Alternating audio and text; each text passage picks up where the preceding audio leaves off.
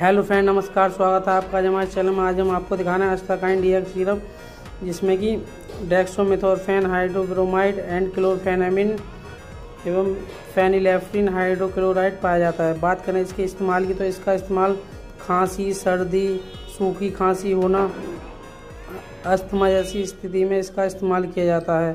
अगर आपको इस प्रकार की कोई समस्या है तो आप इसका इस्तेमाल कर सकते हैं, बाकी अपनी डॉक्टर की सलाह के अनुसार इस्तेमाल करें। 110 रुपये में आप मार्केट से आसानी में प्राप्त कर सकते हैं।